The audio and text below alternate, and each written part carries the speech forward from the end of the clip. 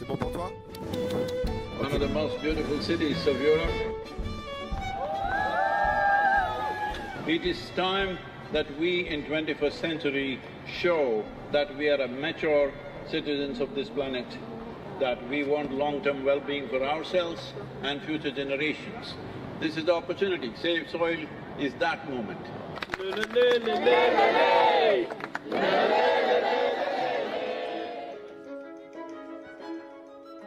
A myslím si, že i tomu je naplněno. And I'm convinced that both our Minister of Agriculture as well as the entire ministry fully supports that trend or that direction. He is offering me much more than I came to ask him for.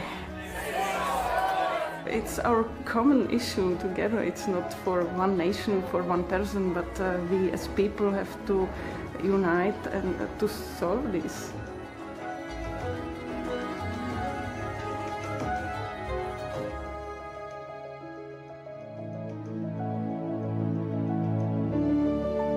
Here we are in this wonderful city of Vienna. Soil as a common denominator to bring all of us together. Make sure the world gets it now. La la la la la is your mantra for now, for these 93 days. And above all, don't pick a fight with anybody, it doesn't matter what they're doing, because we need every one of them. Namaskar.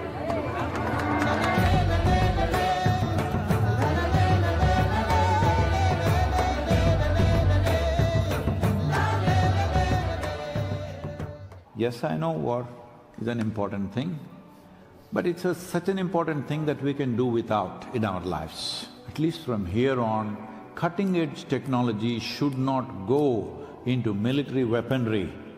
This you must pitch for.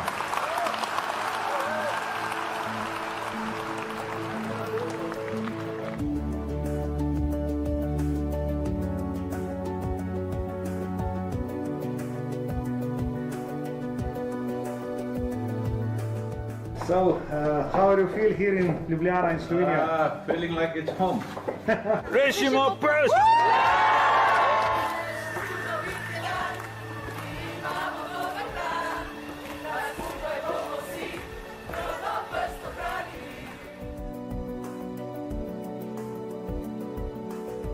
All of us have been part of this destruction. The only way is all of us become part of the solution also. So let's make it happen.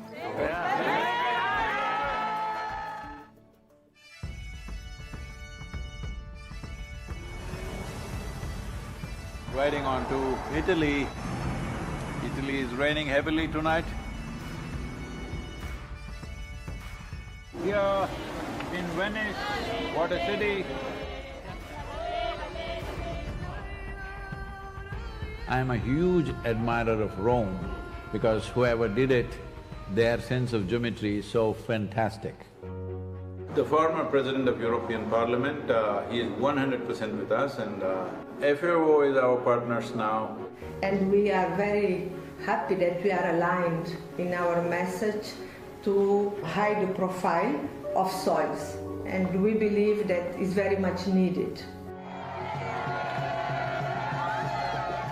This great city, which is known as the Eternal City, we must understand over 2000 years ago, this Eternal City made the mistake of over-farming the region, and the erosions that caused did tremendous damage, and that was also the fall of the city at that time. So, the Romans of today should never make that mistake once again.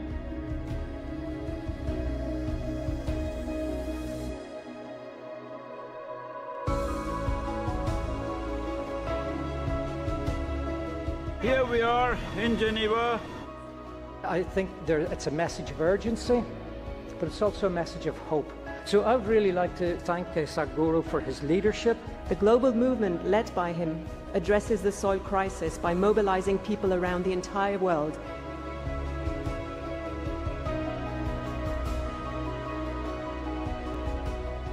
This massive fountain in the Lake of Geneva is lit up for Save Soil today. With Save Soil colors of blue and green, you cannot stop this. The moment is on. It's going to be on till the policies are done. See, when people want it, it definitely will happen. There's no question about it. Tell me, will it happen?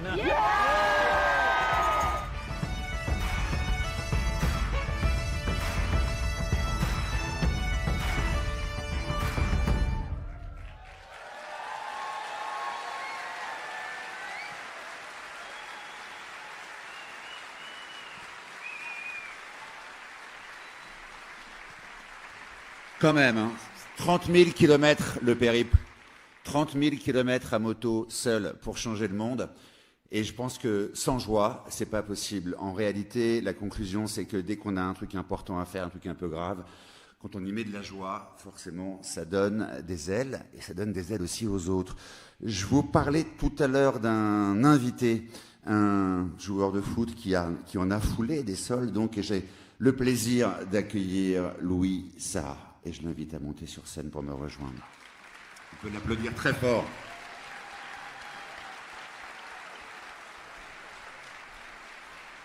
Bienvenue Louis. Merci d'être là. Je vous laisse le micro. La parole est à vous. Bonjour à tous, c'est vraiment un honneur de pouvoir participer à cet événement. Je suis venu visiter au départ ma sœur et j'ai eu la chance d'avoir un message me rappelant que Sadhguru venait nous voir à Paris et c'était très important pour moi de tout de suite annoncer ma présence parce que c'est quelque chose d'extraordinaire ce qu'il vient de faire. Vous avez vu les images, moi je suis bouche bée, on a tous une influence, on a tous un pouvoir et lui est vraiment capable de fédérer. Donc, je vois là cette salle, elle est remplie et je suis émerveillé parce qu'il y a une vraie énergie. J'ai eu l'occasion d'aller à Rome comme Sadhguru et d'avoir la chance d'aller au Vatican et de voir le pape. Et j'avais eu cette émotion, n'étant pas forcément religieux, mais j'avais eu cette émotion parce que j'avais eu cette réunion de personnes avec des vraies valeurs, avec cette envie de changer leur quotidien avec des visions plus positives. Et il y avait cette énergie qui se dégageait de cette personne, ce pape. Moi qui ne suis pas forcément à bloc sur la religion, j'étais vraiment envahi d'une énergie. Et c'est ce que Sadhguru m'apporte quand je le vois faire ce voyage. Mais j'ai eu l'occasion aussi, c'était en 2009, je crois, 2008. Il était venu à Everton, là où je jouais à l'époque, où j'ai eu quand même un passage assez sympa en première ligue. Et il avait pris le temps de discuter avec nous et de nous envahir de cette énergie, de cette compassion, de cette bienveillance, de réaliser justement qu'il y avait plus que ce qu'on faisait ou ce qu'on accomplissait quotidiennement, donc faire en sorte qu'on puisse vivre notre passion. Et j'avais compris que justement j'avais ce devoir de pouvoir accorder du temps, accorder de la force et de l'authenticité au message que je pouvais transmettre autour de moi. Sadhguru, encore, quand on parle d'être authentique, c'est la force qu'il a, c'est de parler de bienveillance, de son yoga qu'il maîtrise très très bien, de tous ces aspects de la vie, donc comme un coach de vie qui est capable de vraiment nous aider à réaliser des choses importantes, mais au départ qui démarre avec des actions simples. Et je me dis, mais ce pouvoir de pouvoir générer tout ça en restant humain. Donc moi, quand je vois Sadhguru, c'est quelqu'un qui est très très simple, qui est capable de prendre une moto aujourd'hui et de faire un voyage et de nous connecter à des choses simples et de se dire que voilà, aujourd'hui le sol est très très important et qu'on doit avoir ce message très fédérateur, mais dans l'urgence, être capable de pouvoir réaliser qu'on est tous ensemble dans un même combat. Donc aujourd'hui, de voir cette salle remplie avec des gens qui ont des t-shirts verts et compris le message de Sadhguru, c'est assez spécial et unique pour moi. Donc je vous remercie déjà d'être là, donc ça c'est assez énorme. Et je vous demande de vraiment continuer le combat, d'essayer de faire ce que Sadhguru dit, d'essayer d'influencer chacun autour de vous, de façon à ce que nos enfants, j'en ai 3, puissent justement éviter les catastrophes que très bien que Sadhguru a très bien expliqué. Donc je pense que c'est très très important, nous, influenceurs, qui ont une plateforme, les réseaux sociaux, de pouvoir vraiment adresser un message, même, je dirais, puissant, mais dans l'urgence, et de pas avoir peur. Pas avoir peur de, voilà, je pense, d'aller au combat et d'être un peu marginalisé, parce que c'est pas forcément dans l'urgence, on dit oui c'est dans 30-40 ans, non, c'est maintenant qu'il faut commencer à faire des actions concrètes. Donc je vous remercie d'être là.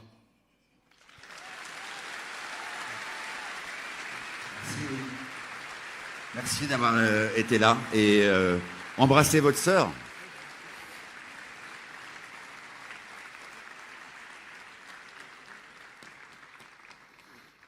La joie, la puissance, la capacité de pouvoir justement prendre le pouvoir sur le monde dans lequel nous habitons. Pas attendre que ce soit nécessairement les autres qui fassent, mais faire nous-mêmes les choses. Voilà quelques enseignements de ce début d'après-midi, enfin de cette fin d'après-midi qu'on passe ensemble.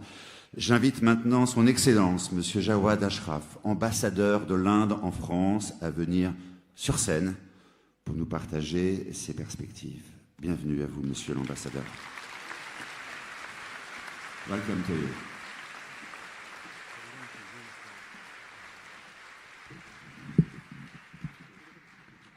Ok. Monsieur l'ambassadeur va parler en anglais, donc branchez vos traducteurs. Well, bonjour, namaskaram, hello, vanakkam. All of you here are already, as Sadhguru said, making it happen. It is your time now to change the world. He is here with a message, and you are the instrument. So let us once again show our commitment by giving Sadhguru a loud round of applause.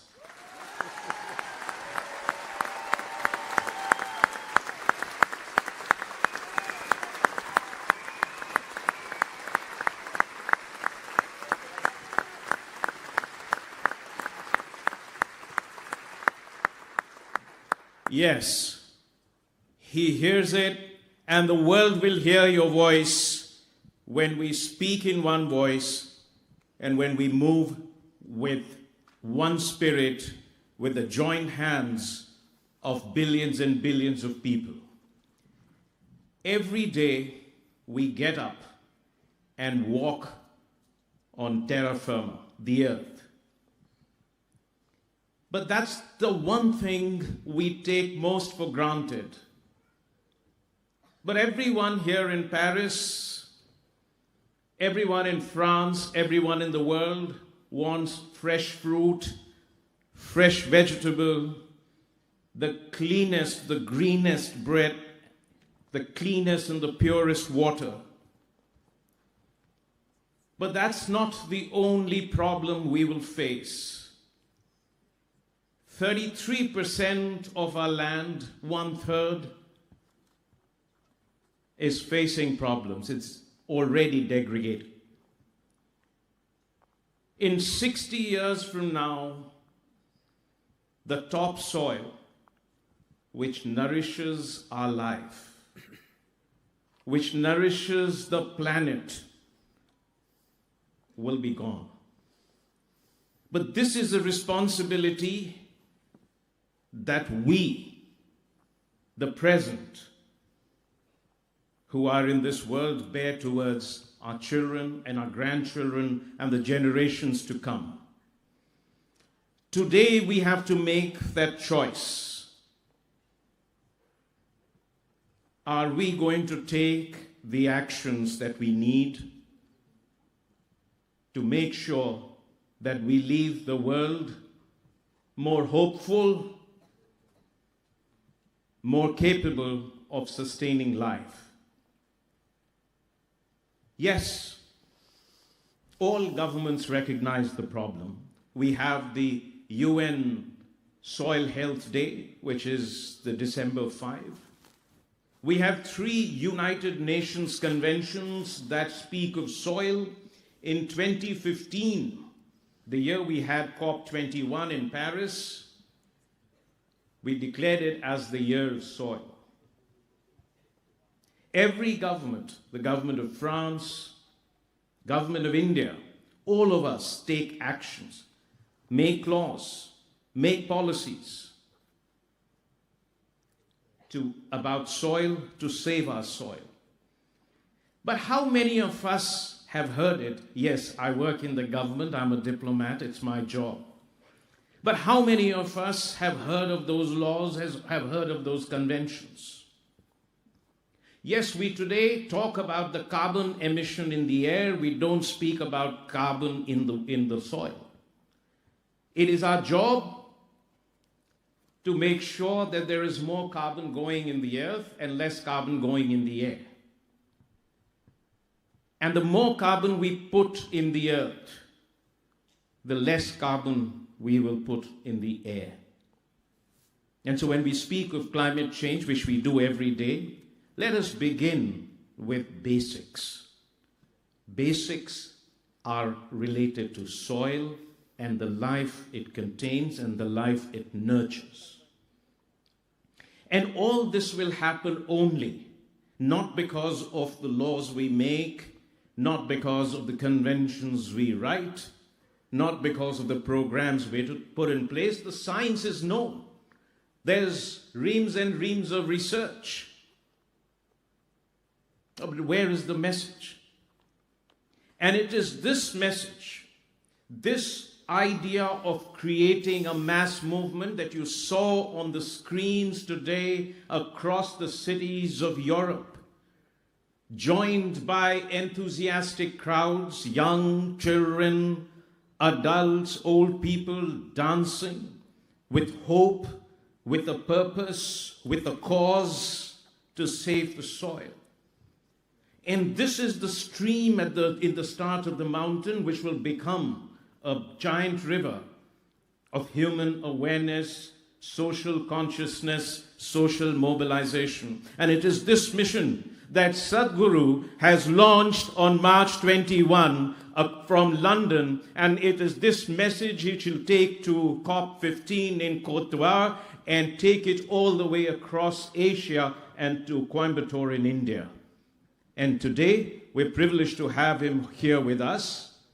And make no mistake, this is not his new fancy or some new idea that he's come up with. Those of you who are volunteers know that. But let me say this for those who do not. Of course, he's known to all his 11 million volunteers in 300 centers across the world as a spiritual guide, a leader, a person who has transformed their lives. But he is also the world's most committed mass mobilizer on ecology, on nature. And why is that so? Because he combines spirituality with science, with social consciousness and social mobilization. And why is that so? Because he speaks about inner engineering, which all of you have heard of, to make you better people. But you cannot do that inner engineering without also doing something about re-engineering the nature of which you are a part. That harmony between your inner self and the nature that sustains you. So this is an extension of a mission which he has launched. And I must say there are 3 extraordinary missions which I never fail to mention because they are the greatest examples of what mobilization can do for nature. One, of course, is Project Green Hands. This is a project which he launched in 2004 to bring young children, farmers, adults into a collective movement for afforestation to increase the green cover. 38 million saplings were planted, 70,000 farmers were enabled or facilitated. On one day, 850,000 saplings were planted, which is a Guinness Book of World Record, of course. In 2017, he launched the Rally for River movement in India, which has drawn in 162 million people. 162 million people in what the United Nations Environment Program has described as the world's largest ecological movement. I'm sure this one is going to overtake that very soon, because it will be several billion people joining in this venture. And then, of course, we have the Kaveri calling. Now, those of you who've been to India know the Kaveri River, which is drying up. And it has caused all kinds of social problems also, because water, like soil, is the basis of life. And so Kaveri calling is another move to plant trees to rejuvenate the river, and 2.42 billion trees are to be planted by 5 million farmers in Kaveri. But today, he's launched a mission that is going to make all of this look very, very modest. Because today, we are all part of a great mission that will unite the world across our identities, across our boundaries, across our cultures, languages, religions, genders, in one common purpose, in one common hope, in one common aspiration. An aspiration that's the noblest of all. An aspiration and a hope to leave this world better than what we inherited it. To create that movement, that consciousness, so that everyone in the world who makes decisions will hear you. And so that in every day of your life, in every little way, you will also make that one small giant step, which will be really a giant step towards conserving and saving the soil. It will be very simple steps, but they will make a huge, huge difference. And that is what this movement is about. That is why Sadhguru is on this extraordinary journey. This leg of that journey will take him, as you've just heard, through 30,000 kilometers on a motorcycle, through 30 cities, in 23 countries, but touching the lives along the way of hundreds and hundreds of millions of people, who all of us now today, as we leave this room, as we leave this hall, and after we have heard him, we will do what he has been saying. Let's make it happen. And to speak to you today, to raise our consciousness, and to call you to action, it is my honor and privilege to invite on stage Sadhguru.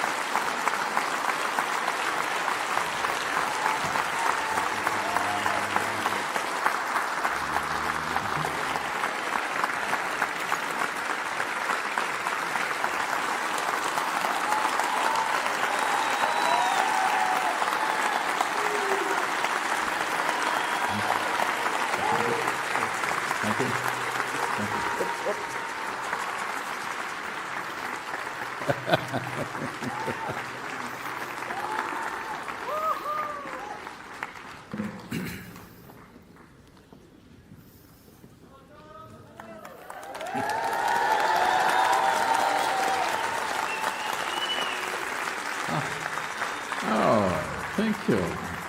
Thank you. Thank you. Oh. This is a soil man. What are you?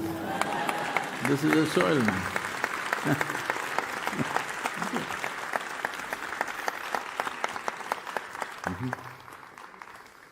Should I go on a picnic? Thank you. Give it to them. I'll take it later, okay? Okay, that's fine.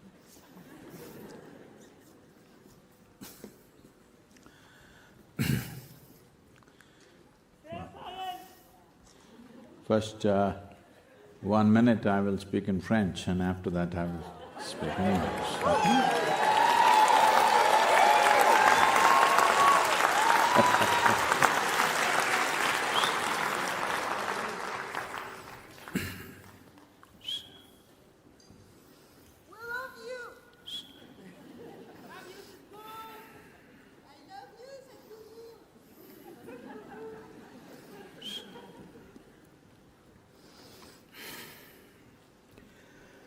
Kalo na janati tava jananam,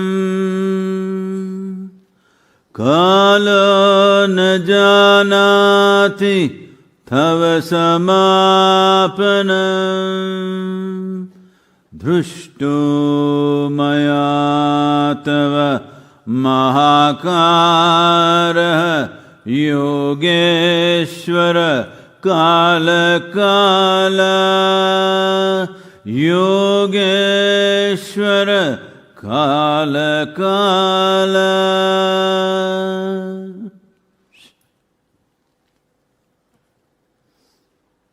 Namaskaram. In this city, when somebody speaks, if I don't understand, I think it's French. So, because you didn't understand, it must be French.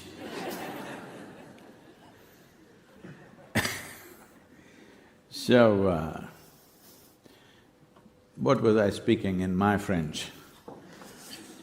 Is this, that life is just a little bit of time. If you're very joyful, it's very little. If you're miserable, it's pretty long. Hello? Only miserable people can live a long life because it feels that way. Have you noticed on a particular day, you're very happy, poof, one day goes off like that. You're a little… then one day feels like a year or a eon, depending on the depth of your misery. For a miserable person, one day is too much. If you're really blissed out, 100 years is too little. So, life plays between the time that we have and the energy that we manifest. The energy that we manifests itself in various levels. Where are you more invested will determine how your life feels.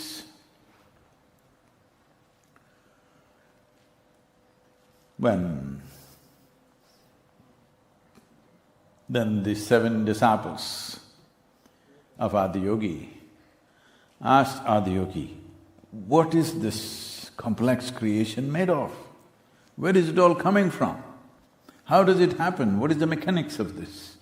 Wherever you look, a new kind of life. Right here, in your little garden, if you look close enough, there are so many creatures that you've never seen, so many creatures that you never thought existed. If you use a microscope, you will discover trillions of them. So when they asked this question, by then Adiyogi was bored with their questions. I said just like, just five things. The entire creation is the mischief of 5 elements: earth, water, air, fire and akash. In English language there's no appropriate word, we'll either call it ether or call it space. But that's not the appropriate description, it's akash. So this earth, water, air, fire and akash, they manifest within ourselves also in a certain way. Because now, I'm unsafe soil moment, okay. I can't be talking too much spirit soil. This is only for the front rows, you got it?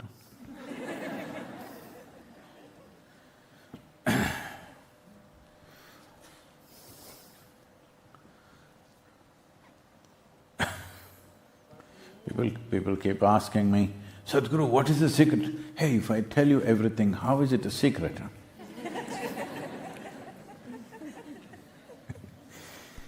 So, if we take a handful of really rich soil and put it on your plate, you will eat, it has all the nutrients. Can you eat it? Hello? Hello? No. If you think I'm so stupid? Huh? He's asking me, did you try? Do I look that stupid to you? If you allow this soil to go through a certain process, it becomes a nice vegetable or a sweet fruit or a cereal or a bread or something, it becomes food. It's the same soil, but became food and then arrived on your plate. Now instead of eating it, ingesting it and digesting it and assimilating it, we'll open up the body and stuff the bread inside. I think the French baguette. You think my arm is a French baguette? No. You put it inside, here, here, here. You think it's going to work? No, it must go here and it must go through an entire complex process for the food that you have eaten to become this flesh and bone and blood. Hello? Still the same soil. Hello? Still the same soil became food because it went through a process. And then this same soil went through a process and became flesh and bone. Now this same soil, if you put it through another process, it will become the spirit. So the question in life is only this, are you a feeble spirit or are you a glowing spirit? This depends on how well nourished you are. I'm not talking about protein, vitamin, that kind of stuff. I'm talking about as you put the soil through a process and made it food, as you put the food through a process and made it flesh, as you put the flesh through a certain process, it will become the spirit.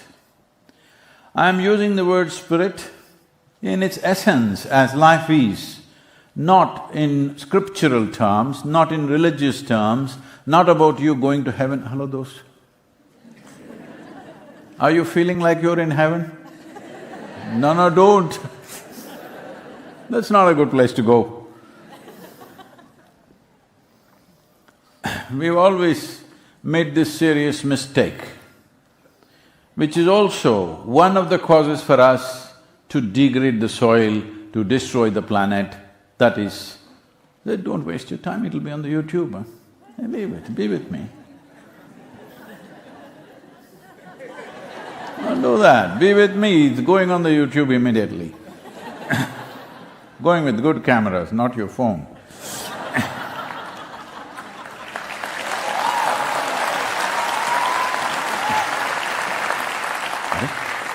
This is what I'm telling you. So, I'm not talking in terms of spirit means going up. Tell me, where should the spirit be, here or there? No, it is supposed to be up there. It's a round planet. What do the French think? It's a round planet.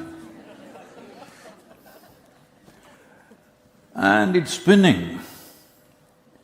If you look up, you're inevitably looking up in the wrong direction.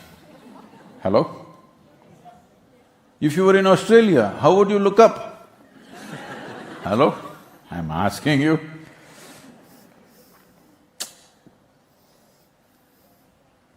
They're not responding to me because I don't look French. Hey, give me that French cap. Throw it here.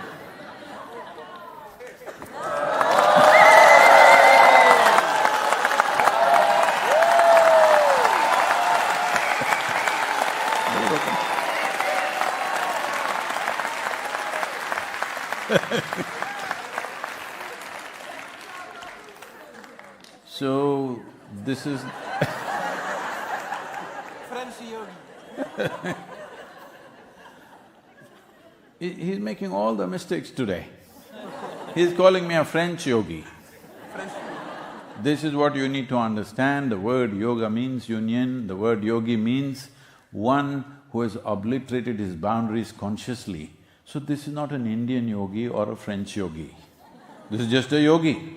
That's what I am attempting with everybody. If everybody becomes a yogi, the world will be free of problems, because all our problems are because of the boundaries that we have drawn around ourselves.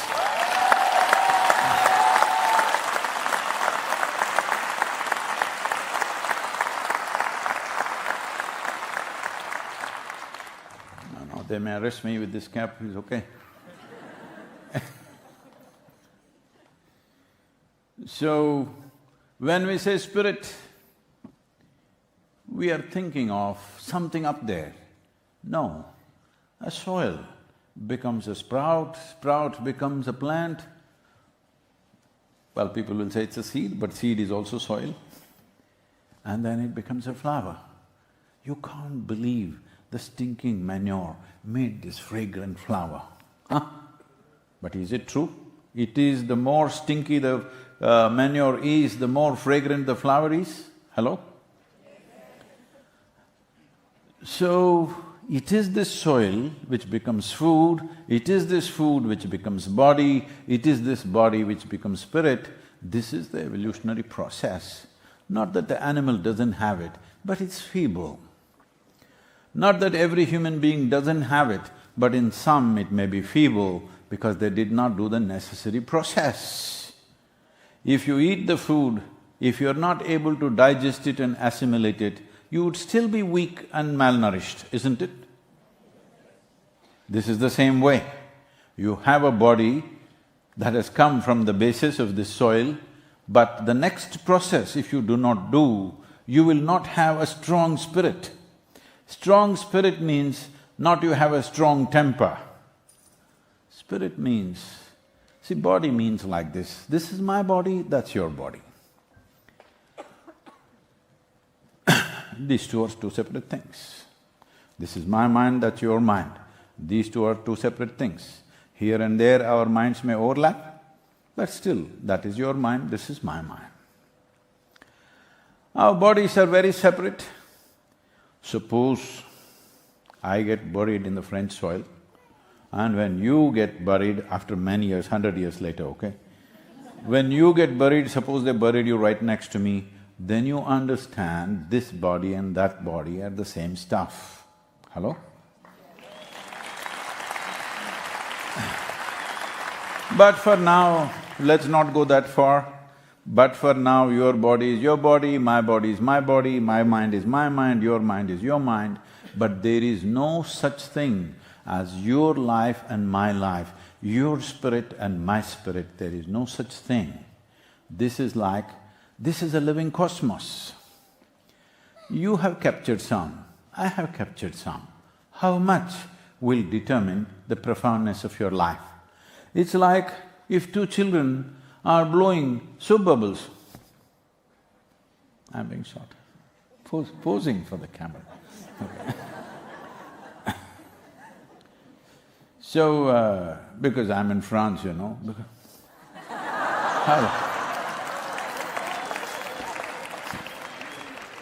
Is it correct? So,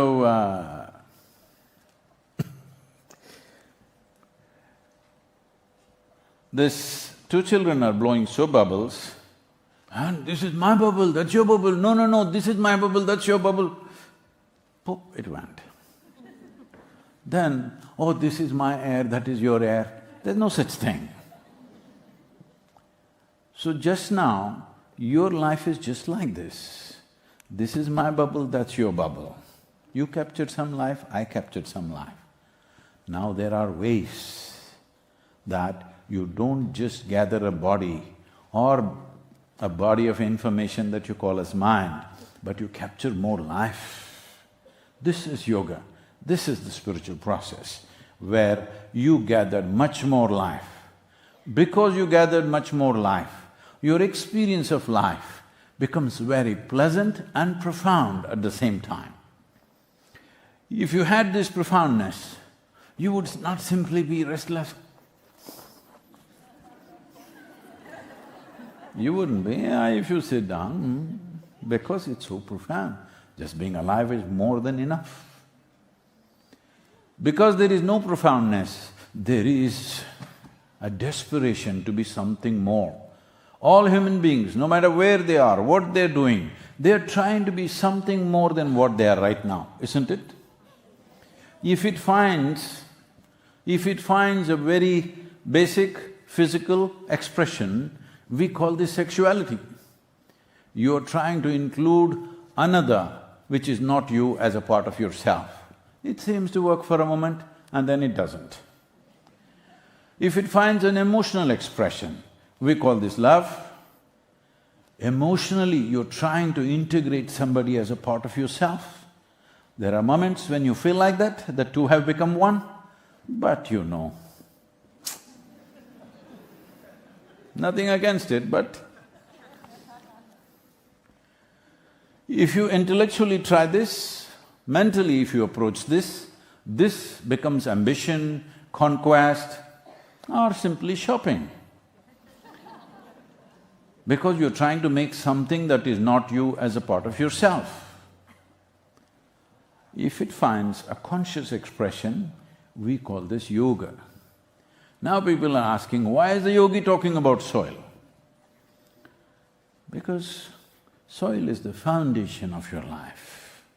If you don't handle that right, you're not going to handle anything right in your life, that's for sure. If you do not know how to handle that right, you will not handle anything right.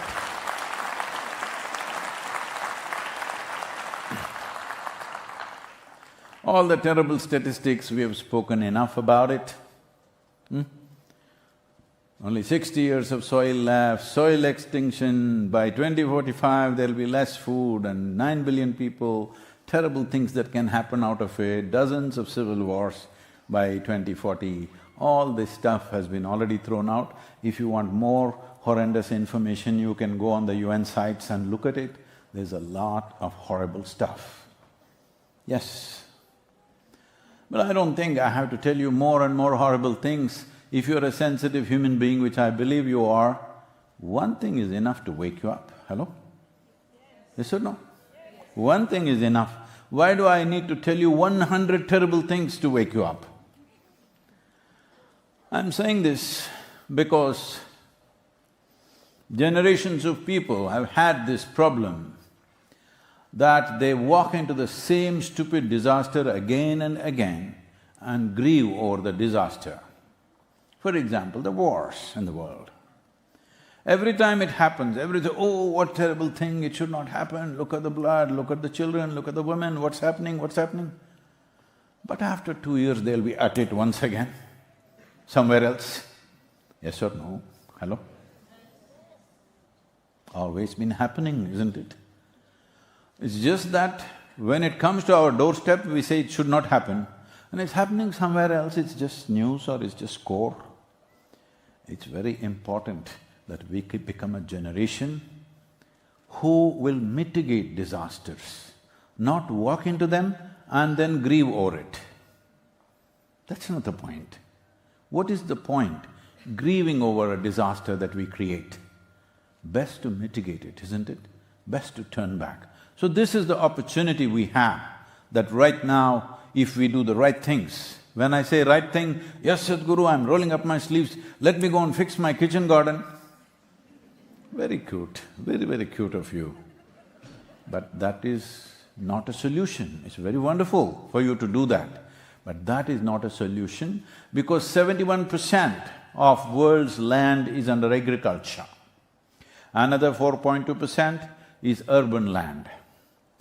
So the land is either plowed or paved. This is the problem. Plowed land and paved land. Natural habitat cannot happen here. Life cannot happen here because it's plowed and ripped open and left for 4 to 6 months in a year. Otherwise, urban lands are paved. Well, you tried cobbling your streets which makes riding a motorcycle quite… Wet cobblestones are not a great place to ride. But the idea of cobblestones at that time was, if it rains, it'll go this way. But now it looks like you concreted it and on top of it you put the cobble. This is no good because you have heavier vehicles than then, so you've done it, it's okay, we build cities the way we build. But one problem with the cities I'm noticing in any city I go is, if you go at the peak morning hour or evening hour, both sides of the traffic are busy. This means people who live here work there, people who live there work here. What's wrong with us? Hello?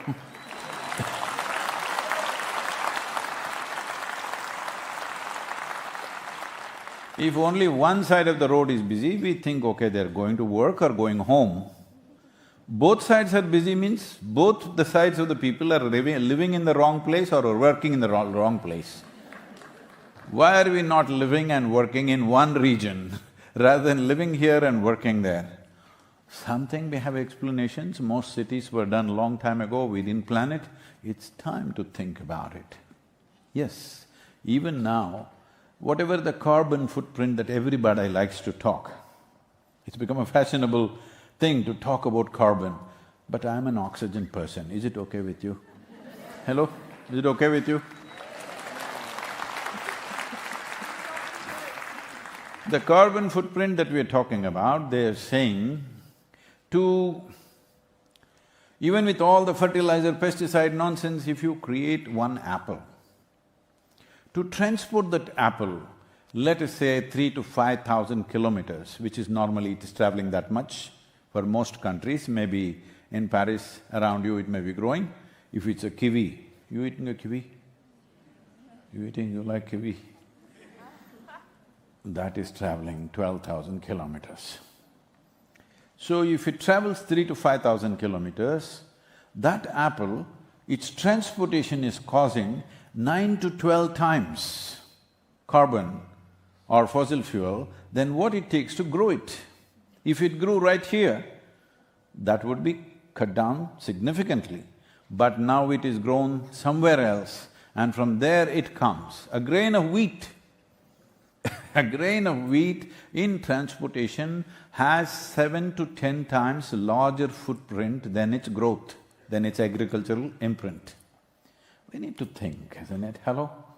Isn't it time? Hello? Isn't it time to reorganize ourselves a little bit? Where people are, maximum amount of food should grow where people are. Some things we can get the kiwi, it's okay. One fruit comes from somewhere, it's okay. But everything comes from somewhere, something wrong with us, unless you're living in a desert or something. So even there, they're making attempts to grow food. Why have we become like this? Essentially, is it okay if I blame it everything on the European mind?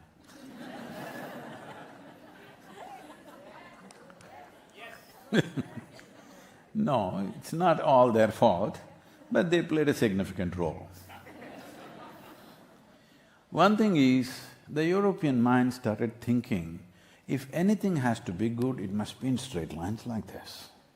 Everything like this. School means everybody stand in a straight line like this. Even dead bodies are in a straight line. And now you're becoming little hippie, some of you, otherwise neatly potted with oil and this guy, see. Hey, stand up, man, let them see your hairstyle, come on, come on. See this guy can do well like this.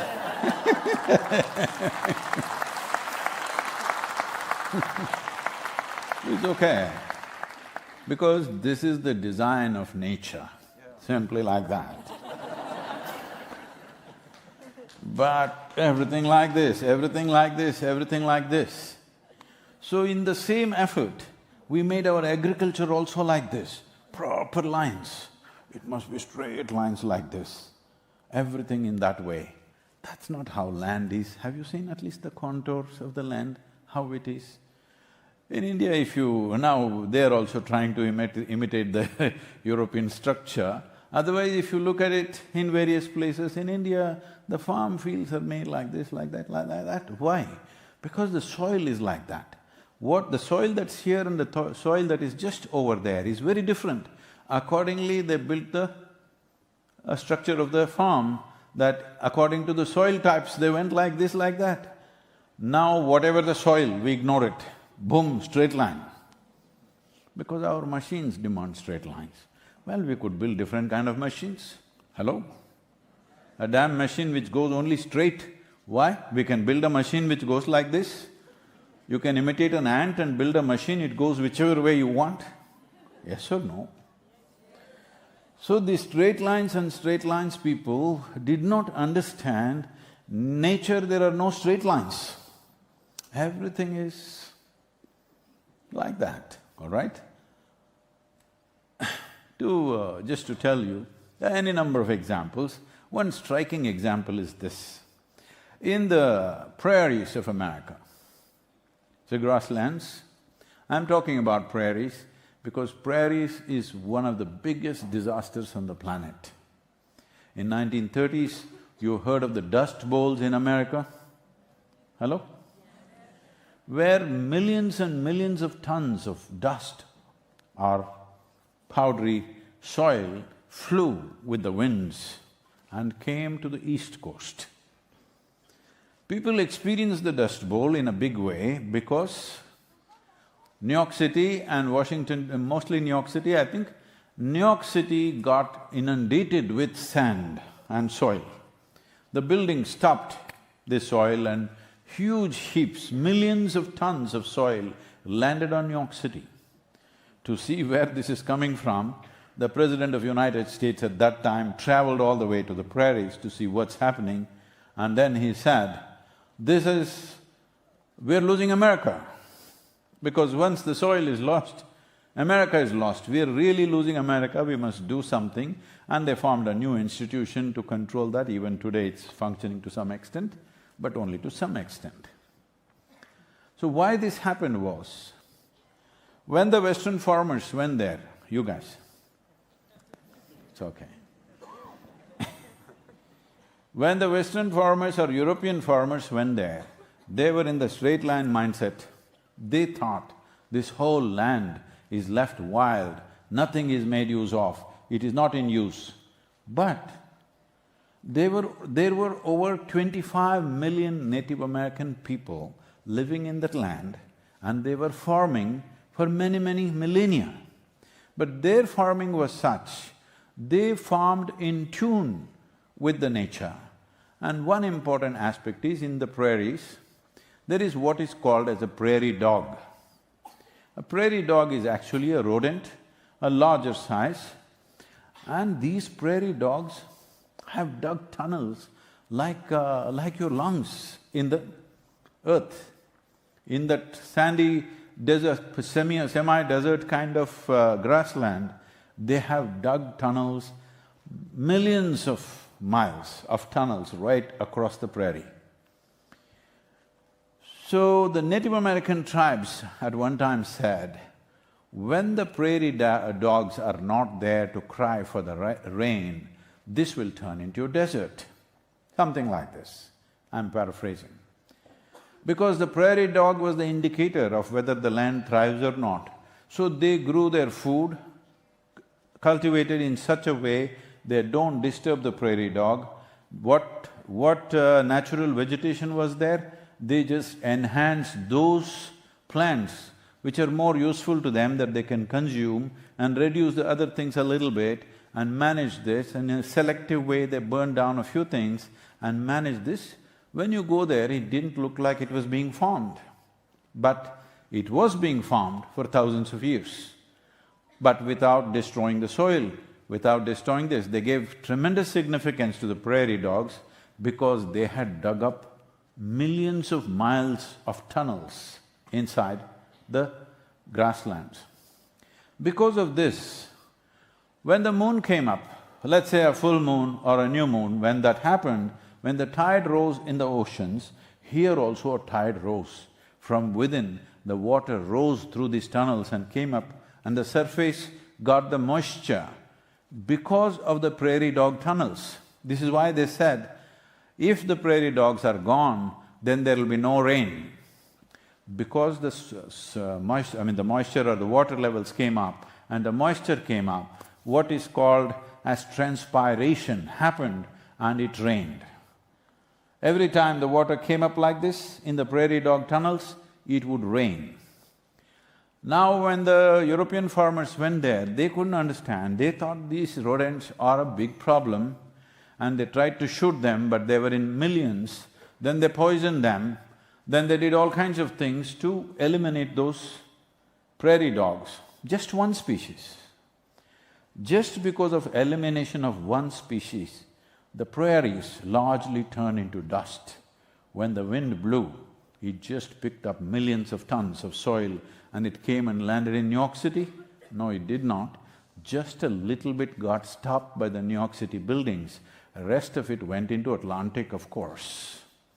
Everybody was talking about this, how New York City was piled up with soil and how it was a great disaster. I said, New York City stopped some soil, that is not the disaster, that is your fortune. The real disaster is the soil that you did not see and the soil that you cannot measure, which went into the Atlantic. America went into Atlantic, that's what it means.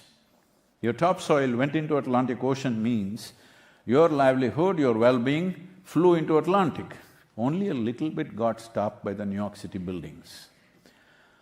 So these kind of things are happening everywhere in the world, some of them may be very dramatic, some of them may not be, because in our minds we have this silly idea that if something has to work, it must be boop, boop, boop, boop.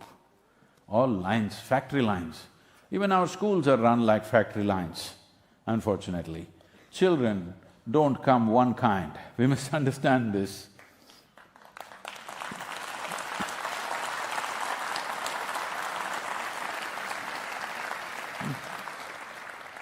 See, with every other creature, the percentages I'm just saying off the cuff, most creatures in the world, 90% of their life is determined by nature, how they should be.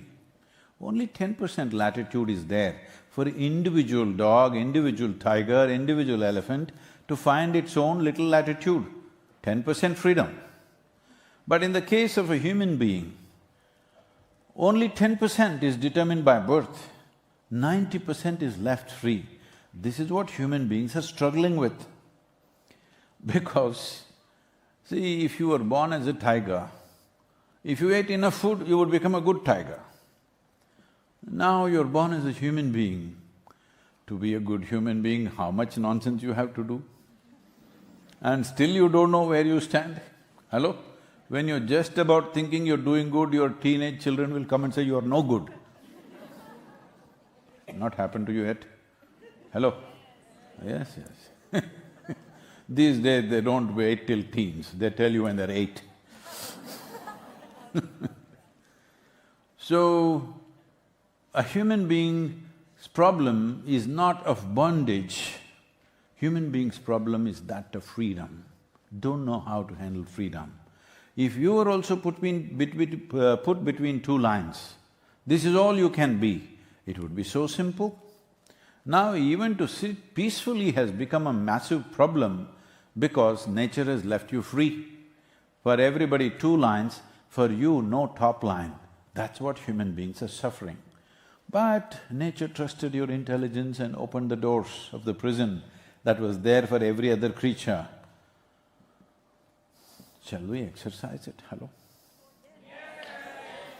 Because only if you exercise your intelligence in favor of life, not against life, will this be useful. When I say against life, right now the narrative in the world has become like this, oh, my job is stressful. Okay, I'll get you fired, what about it? Let me see you joyful every day. No, being fired is stressful. No, I'm not married, so I'm stressful. Get them married and see, oh. Something, I'm poor, so I'm stressed. Get them rich, they'll get very stressed about the taxes. Endless nonsense. I'm saying you are stressed because you do not know how to hold the knife of your intelligence. I'm saying the knife because I'm asking you a simple question, whatever you choose, I'm going to bless you. If you don't choose anything, you will get blessed like that. Would you like your intellect to be sharp or blunt? Boom, okay. So if it is sharp, if you have a sharp instrument, you must know how to hold it, isn't it? If you hold it like this, you'll be bleeding all the time. This is what is happening with life. Why is it that we don't give a sharp knife to the hand of a child? Not because the knife is dangerous, because a child doesn't have a steady hand. Hello, children? Steady hand? If you have a steady hand, the sharper your mind is, the better it is, isn't it so? But if you don't have a steady hand, this or poke somebody or poke yourself. Happening in the world every day, and a whole lot of people are creating philosophies around it, romantic poetry around it, how natural it is for you to be angry, how natural it is for you to be stressed, how natural it is for you to be crazy. This is crazy. When you were a child, was it natural to be joyful or natural to be angry? Which was more fundamental to you? Then at the age of 5, if you are so joyful, by the time you were 30, you should have become ecstatic. No. Why? Why? Because when you were a child, I want you to know, maybe other people called you a child, but actually you are a slave. They say, eat this, you must eat this, even if you don't like it. You want to play? They say, no, go to bed, go to bed. You want to sleep? They say, no, wake up, wake up. What's wrong? This was childhood. Or maybe they kissed you, hugged you, boo, boo, boo, all that, because there is a need. That's different, but when you become an adult, you have your own life. If you are that joyful as a slave, by the time you become 30, you should be ha ha ha la la la la. Let me tell you my problem. Shall I? The upper regions? Okay, don't fall off, stay there, okay? It looks dangerous. No, I'm saying it looks dangerous to people who are sitting below.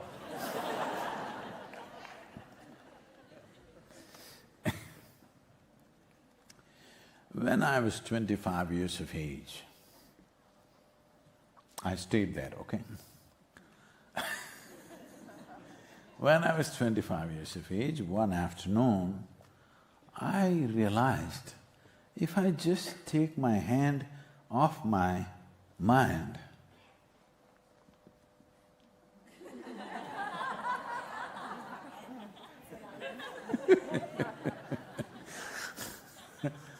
if I take my hands off my mind, suddenly every cell in my body is bursting with ecstasy. Blissfulness is dripping out of me. I thought, I just, went off my rocker, something happened. Then I tried again and again. As I experimented for a few weeks, I realized all I have to do is create a little distance between me and my mind, between me and my body, and that's it. I'll burst forth. I thought, this is it. I've discovered something fantastic. And who in the world wouldn't want to live blissed out? Who? Nobody. Then I sat down and made a plan. At that time, the world's population was 5.6 billion people. Then I made a plan, in 2.5 years' time, I will get the whole world blissed out. Because who will not want it? So simple, all you have to do is sit here, you get blissed out. See, 40 years. 40 years, huh? And today they say we have touched over 2 billion people, but 2 billion people is not my idea of the world.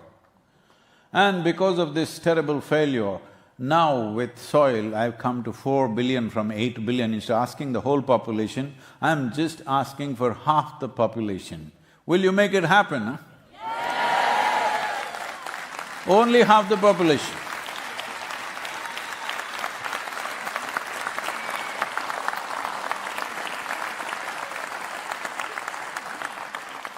Now it is not even for blissfulness, just for survival, for the future well-being of the people that we bear.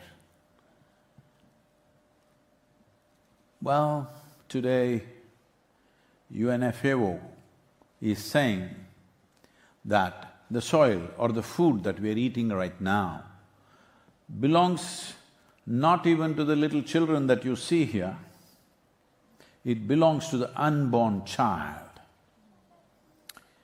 In my heart, if we are eating up the food that belongs to the unborn child, I feel terrible.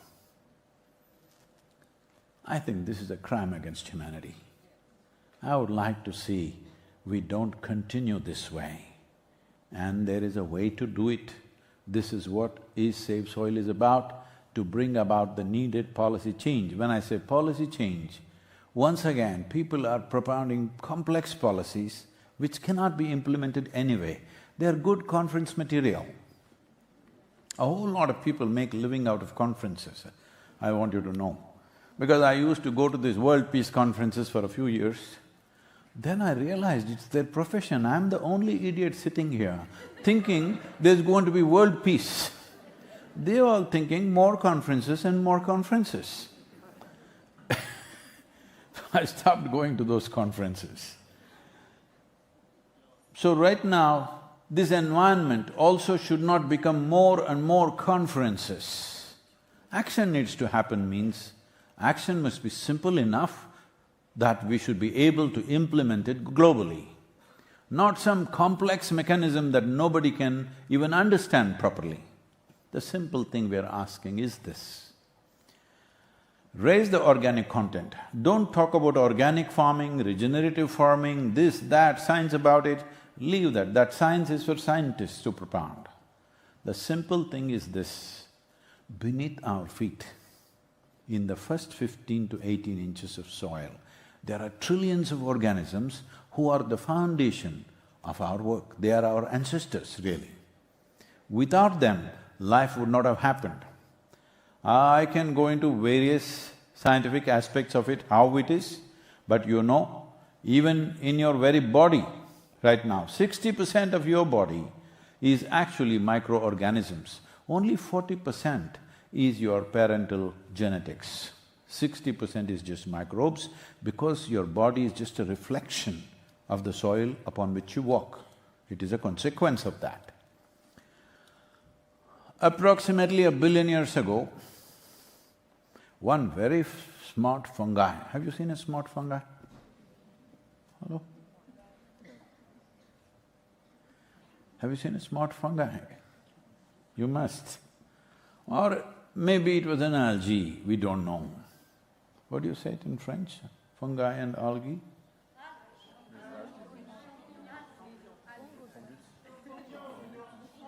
What?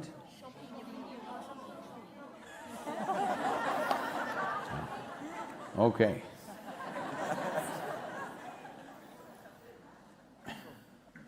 But this algae or fungi did not belong either to… they were not French or English or Indian, so we are okay. Okay. They're just life. This very smart fungi found a way to cook its food using the perpetual energy of the sun. At that time, the oxygen level in the atmosphere of this planet was only 1.1 to 1.2%. Today, it is 21%. It is because of 21% you and me are breathing. Even behind the mask you have been breathing, because it's 21%. If you make it simply probably 3–4% less, with your mask you will die. 21% oxygen in the atmosphere, so you're breathing. closed windows, closed doors, still you're breathing because of 21% oxygen. This happened because of this very smart fungi or algae which started this process of cooking their food with sunlight. Today, we refer to this as photosynthesis. That's how these people turn green. Oh, I'm sorry. That's how the leaf happened. So it is this photosynthesis which took carbon from the atmosphere and took the carbon alone, and it was in the form of carbon dioxide. It took the carbon alone and made carbon into carbon sugars and pushed it into the soil so that it can use this carbon sugar as a currency for exchange with nutrients. With other organisms, it started trading. Only when this trading began, really life started becoming complex. And oxygen was waste material, it just threw it out, and we are grateful. Hello?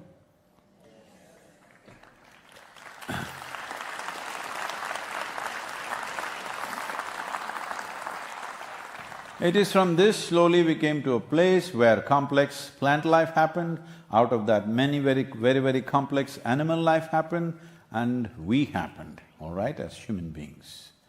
Now, their exhalation, which is waste for them, is our inhalation. Our exhalation, fortunately for them, is inhalation. I'm saying the whole construct of life is so fantastically organized. Don't try to make every damn thing into a straight line. That's not how it works. Hello?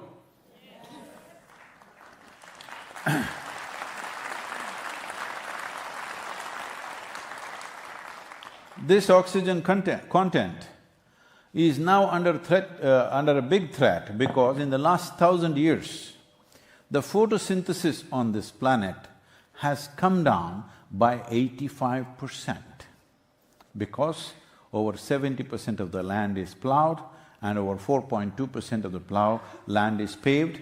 There is no photosynthesis. 85% drop in photosynthesis, and nobody is talking about threat to our oxygen. Everybody is talking about carbon footprint in the sky.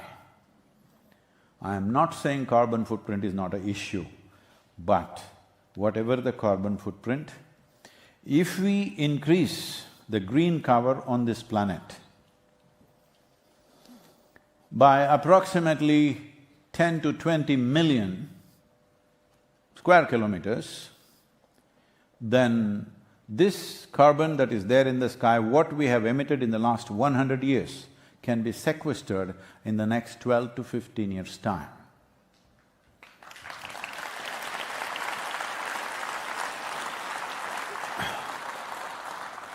Well, we can go on calculating this.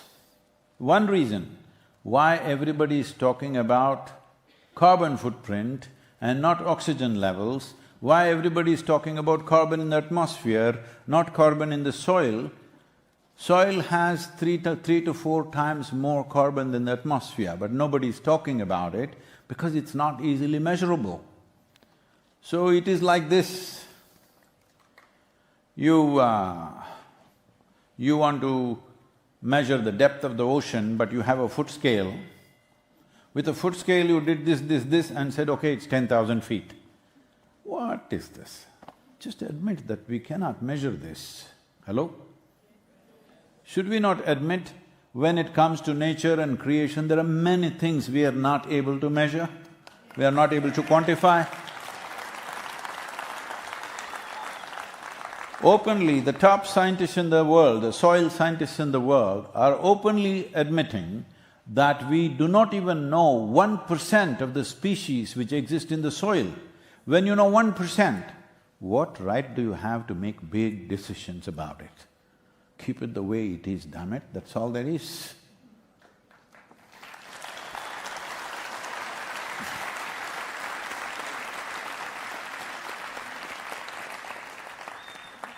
So, this talk about environment, ecology, we must stop this and we must understand we are ecology, we are just an extension of this planet, all right?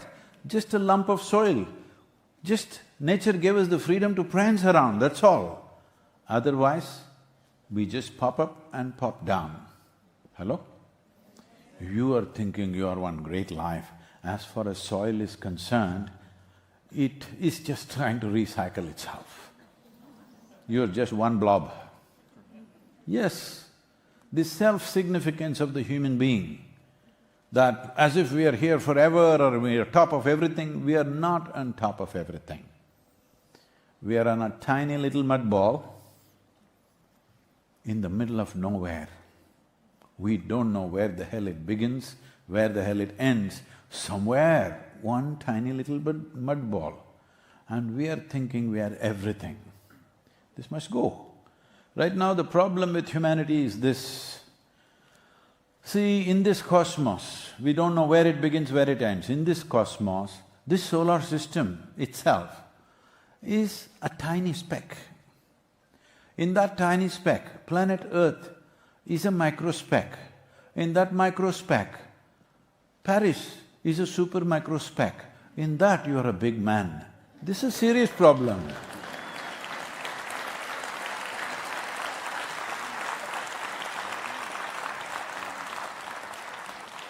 This is a very serious problem that we don't have a context as to who we are. We are here for a speck of time. Before you and me, countless number of people have walked this planet. They all think they're great people. Hello? Where are they? All topsoil. Hello? You and me also will become topsoil unless your friends choose to bury you real deep, fearing you may rise from the dead.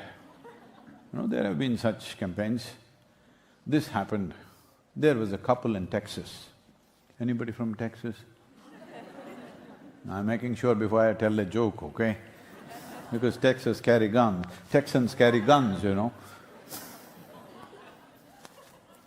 So there was a couple in Texas.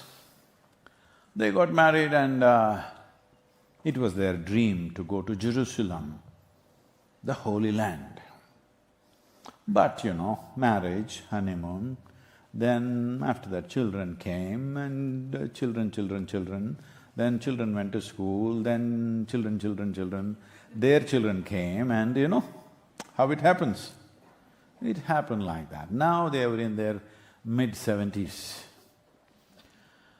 Now they got a little break. They decided we must go to the Holy Land, this has been our dream. They went to Jerusalem. They were overwhelmed. They are walking the same streets that Jesus walked. They went to that place where he walked upon the water. Or, you know, Jerusalem is a place where every cobblestone is bleeding history. So, all this was happening. Then unfortunately, the wife had a heart attack and she died. This also happens. Then the man was planning how to transport her body back to Texas. The local people came and said, no, you should not do anything like that because she has done the right thing. She has died in the Holy Land, which is the quickest route to wherever. She's done the right thing, don't bother about taking her back to Texas, and above all, transporting a dead body from Jerusalem to Texas cost $18,000, plus whatever local charges of funeral, burial, everything in Texas. Here, because you're so distressed and you're American and you're our friend, we will do this for $16,000, everything. Let's do it. The man thought about it and then he said, no, I will take her to Texas. Then they said, see, you're too distressed. You lost a wife of 37 years, so you're not thinking straight. All right, because you're from Texas, we'll give you a super discount. $12,000, let's do it, come on. Then he thought about it and said, no, I will take her to Texas. Let's see, it doesn't make sense what you're doing. $18,000 plus local charges there, unnecessary stress for you, traveling with a dead body, you know. Let's do it here. All right, $6,000, let's finish it. Come on, let's do. He said, no, I will take her back to Texas. Then they threw up their hands and said, what is this? What's the matter with you? We offered the best deal and you're going on saying you'll take her to Texas. Then the man said, in Texas, dead stay dead.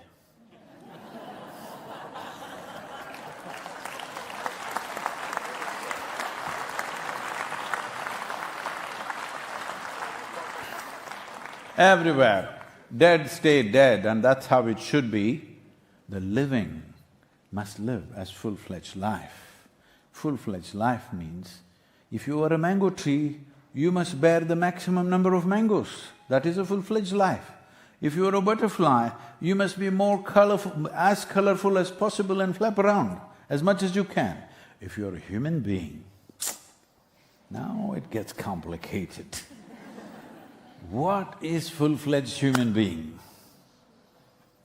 No description, no definition. That is why it is so beautiful to be a human being, because there is no definition.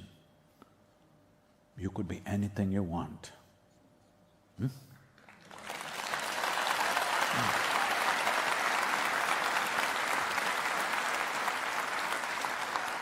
Will you be that one who is cribbing about, oh, she is not okay, he is not okay, she is not okay, he is not okay, her nose is not okay, her color is not okay, her… somebody's this is not okay?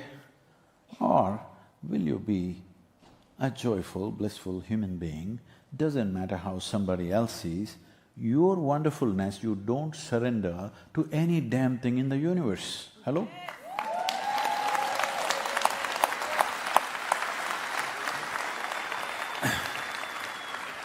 You know, we are a volunteer-run organization. That means everybody is super enthusiastic, but nobody is trained for anything. And because they're volunteers, I can't fire them.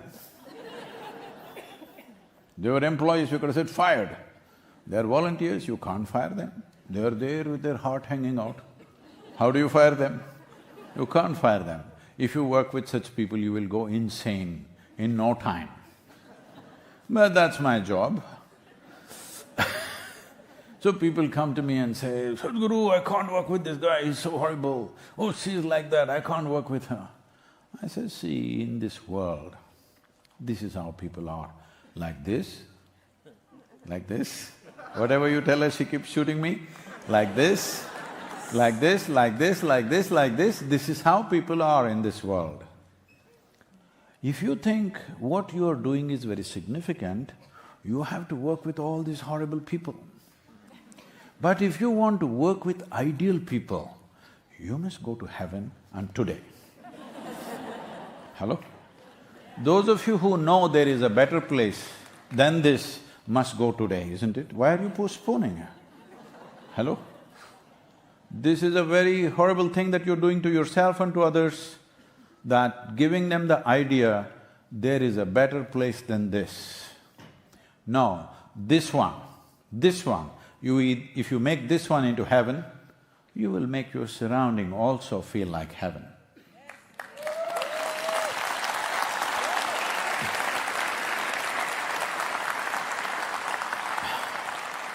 If you think there is a better real estate than Paris, you must go. Hello? You shouldn't hesitate.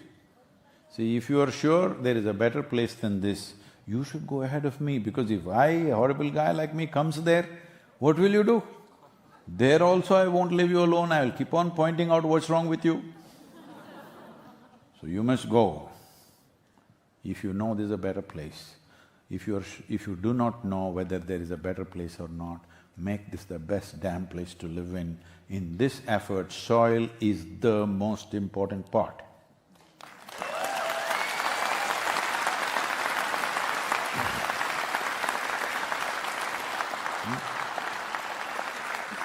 There's just a little time left. If somebody has a burning question, really burning question that you can't go to sleep without being answered, such a question, if you have, please raise your hand and take the microphone.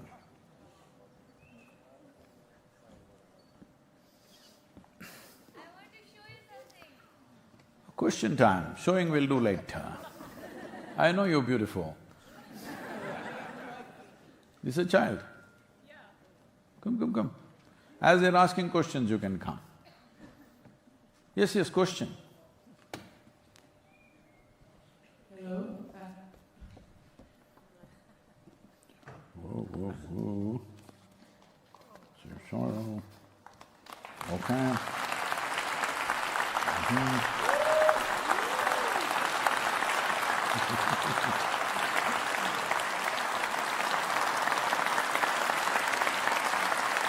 Okay.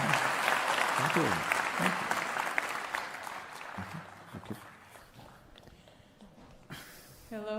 Who's that? Where are you? Here. Here is here. Where? Okay. Okay. First of all, thank you so much for your energy and your time. You opened my eyes in a lot of senses. And you spoke about keeping your hand out of your mind when you were 25. And I would love to know how you do that because sometimes our minds make us crazy, and I think it would be amazing to know how you do it. Oh, inner engineering, that's what we're calling it, see?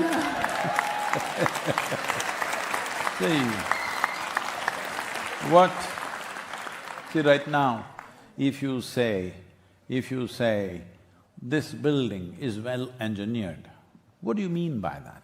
It means, functionally for us, it is at its best, right? If we say, these microphones are well engineered, what does it mean? It's working the way we want it, yes or no?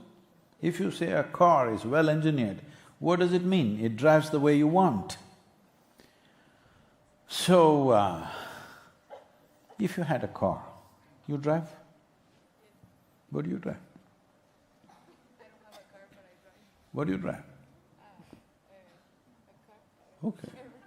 Okay, car is not just a car, there are many things to it. Anyway, you're driving that car which doesn't have a name. Suppose you're going like this, you did like this, but the car went like this. You want to sit in that one? No. Right now, this is what you're saying about your mind. Oh, it drives me crazy. But you already told me you want to be blissed out. But it drives you crazy. This means your vehicle is out of control, or you don't have the steering wheel in your hand, that's the whole problem. Maybe you're handling one of the wheels and thinking it'll turn that way, but you need to hold the steering wheel. When you're driving, you hold the left front wheel and drive? No, steering wheel, right? So it's important, you must know how to hold this body, how to breathe, how to sit, how to be.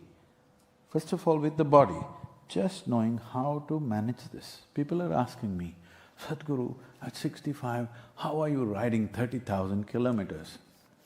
If they are motorcycle riders, they will know what it means. Sadhguru, I rode for 3,000 kilometers and my back broke. I said, this is an advertisement for a yogic back.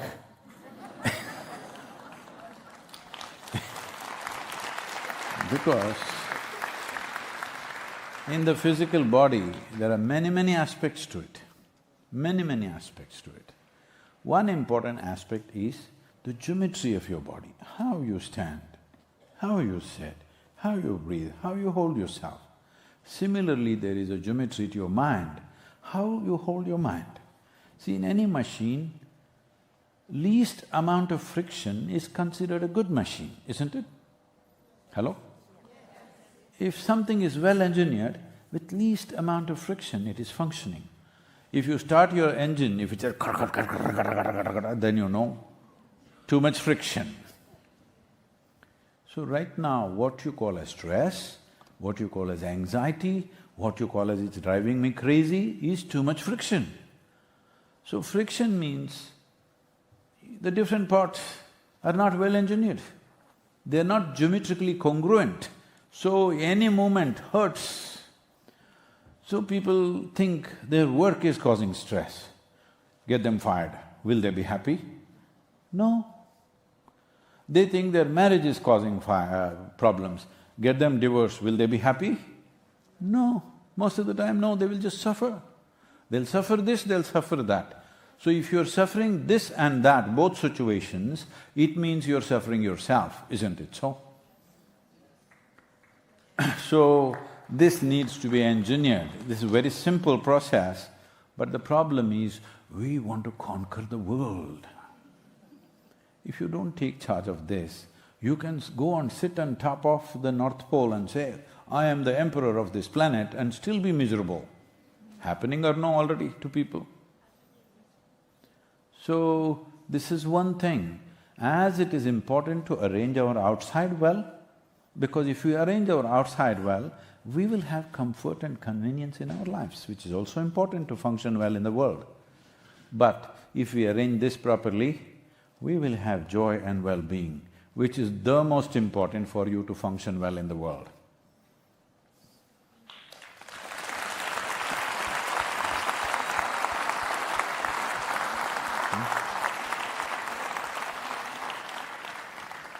Okay? Hey, take a microphone, huh? I know you have a big voice, but people think you have a domestic situation if you shout like that. Thank you so much for everything that you've done for the world, and I'm an engineering practitioner. What is that? I practice inner engineering. Okay. And I have a question about chanting. The Yoga Yogeshwaraya chant, I've been doing it, kind of comes really quickly. Oh, have all the neighbors vacated?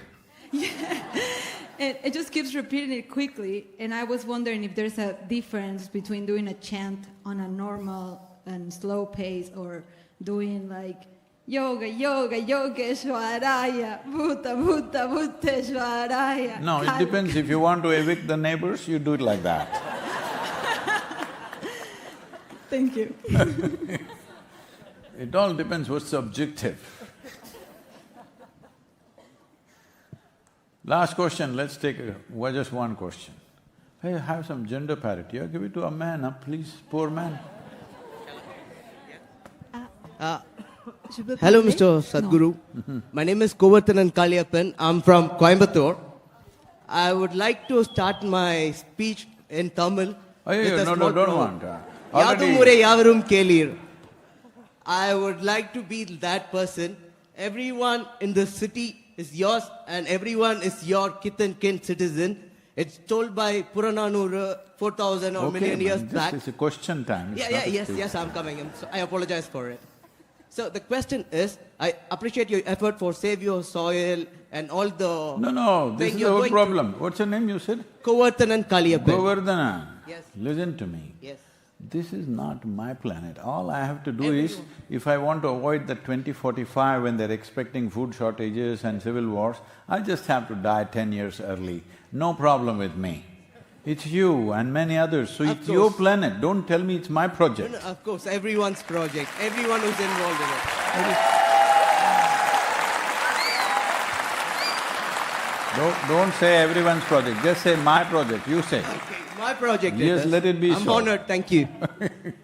So, for Save the Soil, I find a lot of introduction, a lot of people investing around, getting into that, or Save the Soil movement. I would like to invest myself and come over for a trip along with you to Paris, to Belgium, that's your next schedule, if I'm not wrong, just for a ride over there. Maybe if you have a pillion rider back, a free space or a bike, I would be glad to join with you, if you wish to. Thank you. Namaskaram, Sadhguru. Namaskaram. No, you got work in the city, I will tell you what you should do, okay? You should be here, and that goes for everybody, you should be here and follow Save Soil Journey on Instagram, Facebook, Twitter and YouTube. And yes, we'll come to you, Namaskaram, sir. You must enhance the message because right now, the immediate need to get the policy changes in the world is the world needs to speak.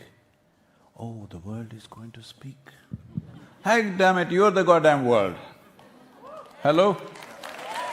You're the world, isn't it? The problem is just this. You know, today, that's Rohit. Wait, I'll come to you.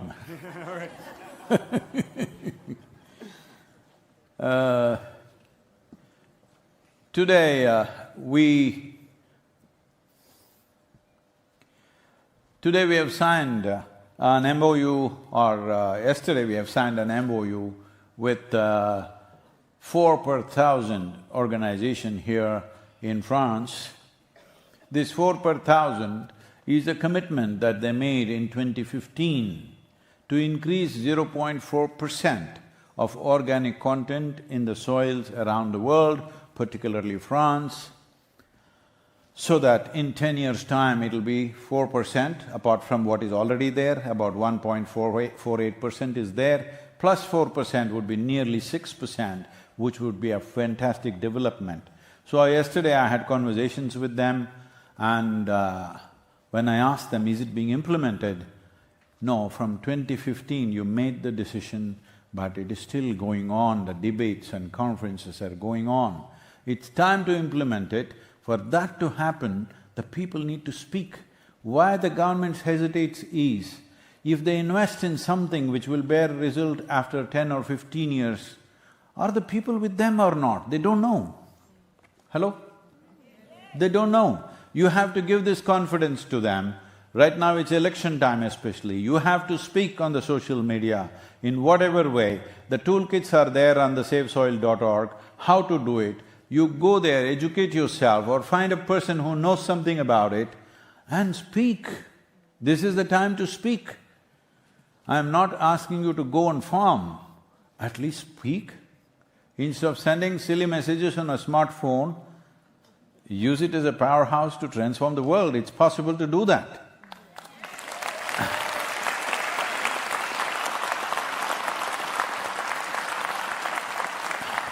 Please share the SaveSoil.org website with as many people as you can. How many friends do you have in Paris? Govardhan? I believe everyone is a friend of mine. Ah, that is a lot of bullshit, come on. No, believe is fine. How many do you have on your phone, man? Huh? I have quite some. Huh? I have quite some contacts. How many, huh? Well, I couldn't count. 1,000? Might be. Maybe. Okay. So you ask these 1,000 people to reach at least each one of them 100 people each. Oh, you got a big number going, man. I will be all around the globe, including Coimbatore. Yes, fine. Thank you. So make Save Soil song, which we will play right now, reverberate everywhere. You sing it yourself, or if you sing, if people are going to fall dead, just play it. Okay? But learn the jig. If you look funny, it's okay. It doesn't matter. If you're a source of laughter for this city, it's a good thing, hello? Instead of you being a nuisance, you're a source of laughter, people laughed at you, it's all right.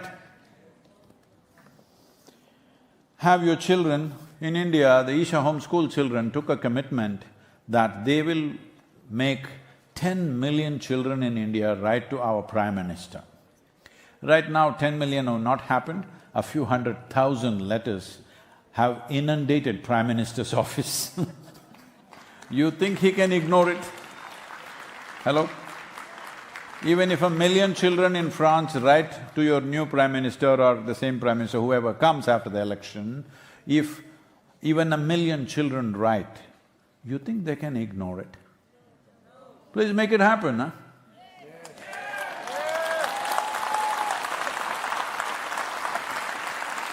Already, the one progressive thing about France is, France was the first nation to talk about this 4 per 1,000, that is 0.4% increase in soil organic content.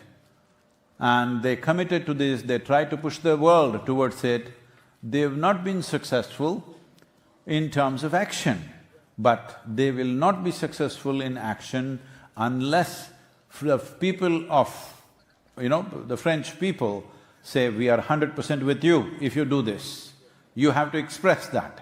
If you don't express that, how will government do it? Because the governments are not here to do something fantastic. The governments are here only to fulfill the people's mandate. You must give them that mandate. Mandate is not just oath, your voice is also a mandate. Just raise your voice and say you care about the soil and you are concerned about the future well-being.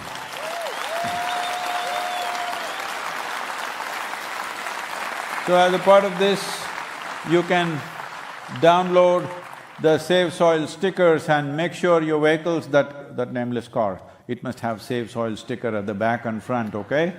Hello? Put it on your automobiles, whatever you drive. If you don't have any, put it on your shoulder, all right? Hello? Let's make it happen. Here, there is a Save Soil anthem, please.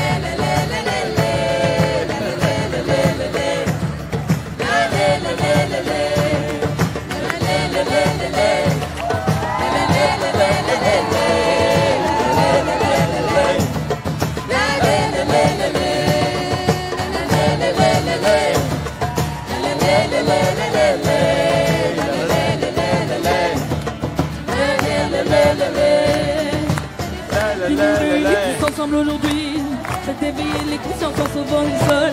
La terre qui nous nourrit en portant sans souci. Allons-y, chantons en cœur ces douces paroles. La la la la la la la.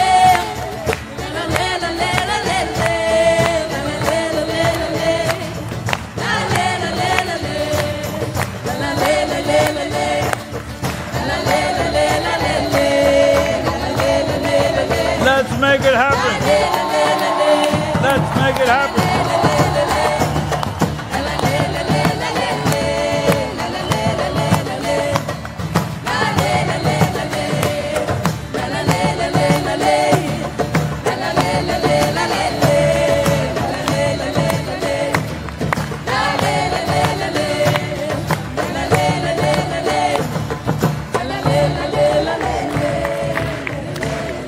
Paris, oh Paris, you are known for your nightlife. Promise me next 80 nights, it is going to be about awakening the world. Make it happen, all right? Keep the world awake about soil. That's what your nightlife is for next 80 days. Let's make it happen.